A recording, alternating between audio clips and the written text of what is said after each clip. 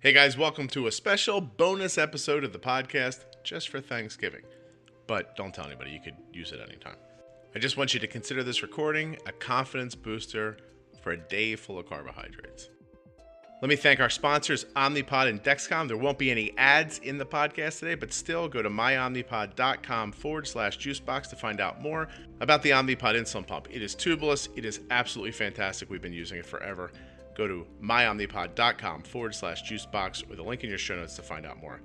The podcast is also brought to you by Dexcom, makers of the G5 continuous glucose monitor. Nothing I do with my daughter could be done nearly as well without the Dexcom. Dexcom.com/juicebox with a link in your show notes. Please remember that nothing you hear on the Juicebox podcast should ever be considered advice, medical or otherwise. Always consult a physician before being bold with insulin. What you are about to hear is my description of how I'm going to handle Thanksgiving Day and how I handle every day for my daughter living with type 1 diabetes. And one last reminder, Bold with Insulin t-shirts are now available at juiceboxpodcast.com. They come in black or pink. There's something for everybody. Check them out when you're done here.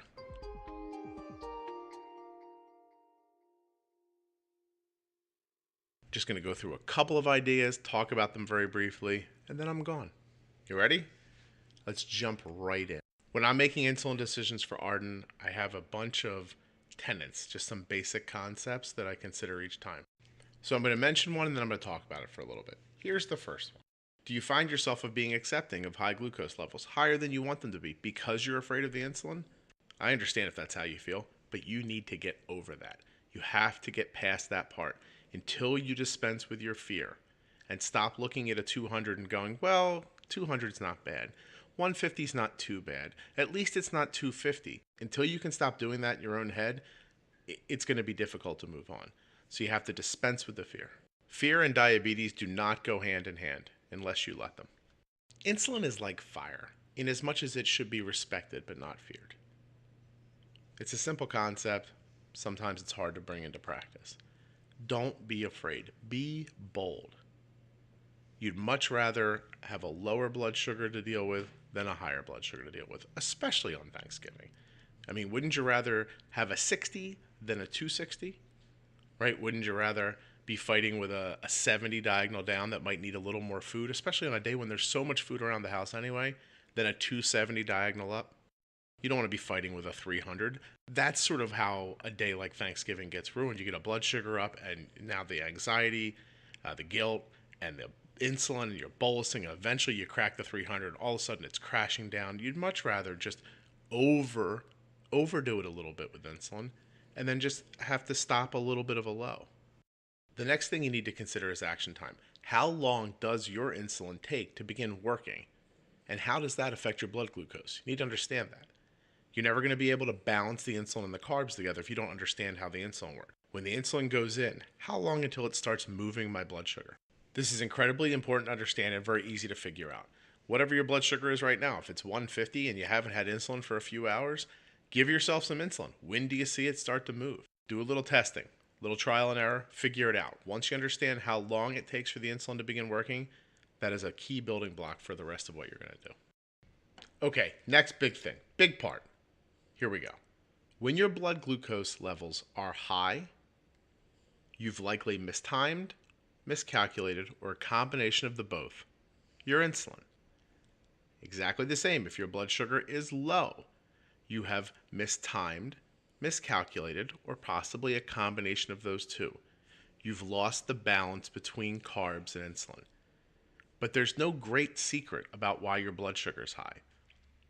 We sometimes can get caught up in the whys, like, is it because of my pump is old, or maybe my insulin's too old? You see people all the time going through all the myriad of things.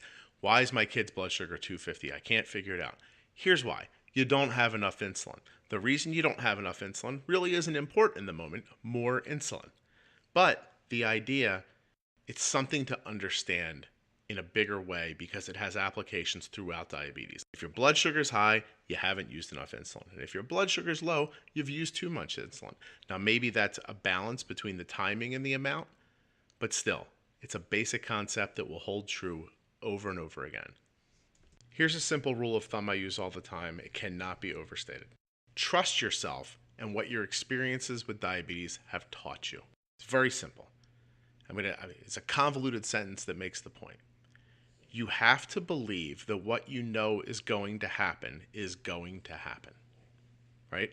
If I bolus this much, I know this is going to happen. If he eats that, but I don't give him insulin until he's done, I know this is going to happen. You have to trust that you know what's going to happen is going to happen, and then you need to do something to stop it from happening. Here's another one that's very important, especially on Thanksgiving. Don't confuse carb counting with carb understanding, because not all carbs are created equal. You can't just say, well, that's 30 carbs. It's going to do this. It needs this much insulin. That's not true. 30 carbs of one food may affect your blood sugar much differently than 30 carbs of another food. It is much better for you to look and say, that's 2 slices of bread. I know when 2 slices of bread are consumed, it requires this much insulin. Forget that 2 slices of bread or 5 carbs less if it's that kind of bread, or 5 carbs more for that kind of bread. How much insulin is it going to take for those slices of bread? When you look at a pile of stuffing, how many pieces of bread are there? How much insulin is that going to take? Don't worry about the count or the amount or the weight. Worry about what you know. What happened last time when I ate this sandwich? How much insulin did it take? Let's say I looked at a food and I thought, I counted all my carbs. I said, that's 5 units of insulin. Then I gave the 5 units of insulin. I did a reasonable pre-bolus, and still my blood sugar ended up at 250, and I had to do 3 more units to bring it back down to where I wanted it. Well, if it took 5 units up front and 3 units to bring it back, you probably needed 8 units of insulin. Give it all up front, get rid of the spike. If you really time the pre-bolus well, and we're going to talk about pre-bolusing in a minute, but if you really time that pre-bolus well, maybe you don't need the full 8. Maybe it's only 7. These numbers are specious. They're not specific to you, but you need to figure that part out. I used this much, then this happened, so I needed this much more. I probably needed that whole amount up front. That's the rule.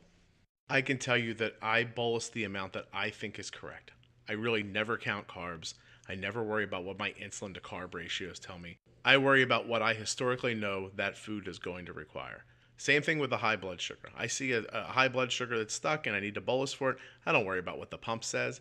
I worry about what works. Okay, basal rates. For those of you who are pumping, if you find yourself bolusing all the time, your basal rates are probably not correct. You should not need to bolus just to keep a blood sugar where you want it. Don't be afraid to adjust your basal rates, even temporarily. Well, let's use Thanksgiving as an example. If there's going to be more food and the food is going to be more consistent than usual on Thanksgiving, increase your basal. By how much? I don't know. I can't tell you. You can figure that out. But I can tell you that when I make adjustments to Arden's basal rates, I usually move them 30% at a time. When she has a growth spurt and I'm starting to bolus too much to keep blood sugars where I want them, and I raise her basal rate, I raise it by 30%. I see what happens. So you can use temporary basals on days where you're going to be really food heavy. I think on Thanksgiving, I'm going to talk about what our day is going to be like at the end, but I'm going to start setting temp basals for Arden right away in the morning.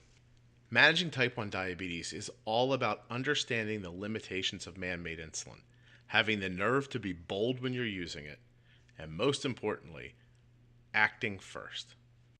When you wait for diabetes to attack you, you will always be on the defense. Act, don't react. I'd rather bolus and have something happen than at least I can say, okay, I did this and that happened. Next time I'll do this. It brings up a very simple formula for diabetes. It's the E equals MC squared of the Juicebox podcast. I bolused a half a unit. The blood sugar moved 40 points. I wanted it to move 80 points, so next time I'll bolus a unit. I bolused 10 units, but my blood sugar still went up to 150. Maybe next time I'll do this much. I did this happened, I wanted this to happen, next time I'll do this. The E equals MC squared of the Juicebox podcast. Okay, let's talk about pre-bolusing and the tug of war of the carbs and the insulin. I want you to picture a tug of war between the carbohydrates and your insulin. In the middle of the rope is a flag. Now, unlike most tug of wars, the goal isn't for one side to win. The goal is for both sides to pull and the flag to never move from the center. That is the balance of your blood sugar, that flag. If you start eating when your blood sugar is 180, you're going to be high. There's not a lot you can do about it unless you're incredibly aggressive with insulin at the time. And that's maybe hard for some of you to do. So give yourself a chance at these meals and pre-bolus. Now, I can't tell you how much of a pre-bolus is right, but we did talk earlier about understanding how your insulin works. Get that understanding of yourself. Can I give myself insulin 15 minutes before I eat? Can I give it to myself 10 minutes, 20 minutes? It differs for everybody. But what you want to happen, when the food starts affecting your body, you need the insulin to already be working so that while the carbs are pulling up on your blood sugar, the insulin is pulling down. And they're fighting and they're pulling on that tug of war rope, but they're not winning. No one's winning because no one got a head start. You give one of them a head start, that's going to be the side that wins. If the carbs pull first, then they're always going to be winning. And you're going to have a hard time to get back into that game unless you add so much insulin that eventually you'll all go crashing the other way. You don't want that. If the insulin pulls too soon before the carbs start working, you're going to get really low, and you don't want that either. You want the insulin and the carbohydrates to pull at the same time. And the most important thing is they need to stop pulling at the same time.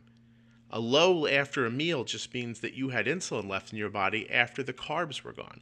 A high after a meal means you had carbs left in your body after the insulin was gone. It's all about the timing. Remember what I said. If your blood sugar is high, you've either miscalculated or mistimed. And if your blood sugar is low, you've either miscalculated or you've mistimed. A significant pre-bolus, one that allows the insulin to be working when the food starts working, is key. If you want to stop a spike at a mealtime, that's it. Now, if you didn't stop the spike, don't just wave your hands and go, oh, I got it wrong. You see a blood sugar that's going up, attack it, especially if you have a Dexcom CGM. Stop the arrow. But I mean, with a big carb-heavy meal like this, your kid eats, test again in a half an hour. See where you're at. If you're 200 a half an hour after a meal, you miscalculated or mistimed. You may need more insulin. How much more is up to you. But you want to stop that rise and get it back where you want it without over-treating. And that is really one of the last points. You can't over-treat. You can't over-treat a low. You can't panic and pack in the whole refrigerator for a low. And you can't panic and pack in too much insulin for a high, where you will be up and down all day long. It's about bumping and nudging your blood sugar. If you have a Dexcom, think of that line on your CGM graph as something you're just trying to nudge, just up and down, like a little video game, just trying not to leave the lines. And if you're testing and you don't have a CGM, test frequently and bump and nudge and bump and nudge. Keep pushing that blood sugar back to where you want. And expect good things for yourself. Set a goal for yourself of around 100, of around 80, of around 90, because often you get what you expect, especially with a CGM. Please move your tolerance lines to a lower spot. You don't want a high tolerance on your CGM of 200. It's too late by then. Put it at 130. React up front. Remember what we said. You're either going to attack or be attacked. You would much rather act first. So see a 130 diagonal up, bump it with a little bit of insulin. See a 70 diagonal down, bump it with a tiny bit of carbs. Or maybe you could even stop a 90 diagonal down by just restricting your basal for a little bit. You'd much rather do little bumps than giant corrections. As someone once said, high blood sugars cause low blood sugars. Because you're sending so much insulin in, you're bound to get a low later. When you bump and you nudge, there's just these tiny little corrections. They don't really have the opportunity to push you too far one way or the other. So on Thanksgiving morning, we're going to wake up. We're going to follow one of my wife's family traditions of having cinnamon buns. Now, I'm going to get up a little bit before my daughter to make sure that her blood sugar is nice and low and steady so that when I pre-bolus for these cinnamon buns, I have a good starting point for the day. There's nothing more important than a good starting point. After that, there's going to be food around the house all day. I'm going to be using temp basal rates increased. I will stop them and start them as need be. When it's time for the meal, I'm going to look at the plate. I'm going to do my best to decide how much insulin this is going to take, and I am going to pre-bolus. I am going to be bold when I pre-bolus, and I'm going to try to time the food in my daughter with the insulin beginning to work to get that tug of war that we talked about. If I miss, either with too much insulin or too little insulin, I'm going to make small adjustments, and I'm going to keep on top of it during the day. It's going to take a little bit of effort, but not a lot. And I'll tell you what, it's way better than having blood sugars all day that make you feel sick to your stomach, that give your kids a foggy feeling, that make them have a terrible time, and give you the guilt that you know you don't want. And if you're an adult living with type 1 diabetes, trust me, it's much easier to pay attention up front to make these small decisions that give you good outcomes than it is to be stuck thinking about this all day long. Towards the end of the day, we'll do our best when the pie comes out and the ice cream and all that to keep ahead of it. And if she gets a little low at some points, we'll add a fast-acting carb where it's necessary. Because it is far easier to stop a low or falling blood sugar than it is to affect a high one. But I'm not going to let this day be ruined by the fear and the anxiety and high blood sugars. I don't think you should either. Please remember that nothing you heard today is advice, medical or otherwise. I wish you a ton of luck and success on Thanksgiving. I hope that being bold helps you. And if you're listening after Thanksgiving, these things that I do them every day of the year, not just on Thanksgiving. I just thought today would be a really nice day to say Happy Thanksgiving. Here's some of the things we've been talking about in the last 138 episodes of the Juicebox Podcast. Please, if you're just finding this episode now, go back and listen. There are hundreds, literally, of conversations with people just like you. We talk about type 1 diabetes, what it's like to live with it, what it's like to try to management. These kinds of tips and tricks are scattered throughout every episode. I think you'll love them. Thanks so much to Dexcom and Omnipod for sponsoring the podcast. Go to dexcom.com/juicebox and myomnipod.com/juicebox to find out more, or click on the link in your show notes. And please buy some Bold with Insulin t-shirts. We're going to use the money from that to fund bringing the podcast out in the public to you, bringing it to you in real life. You can find out more about those t-shirts and see how cool they are. They're a great quality at juiceboxpodcast.com. I'll talk to you next week.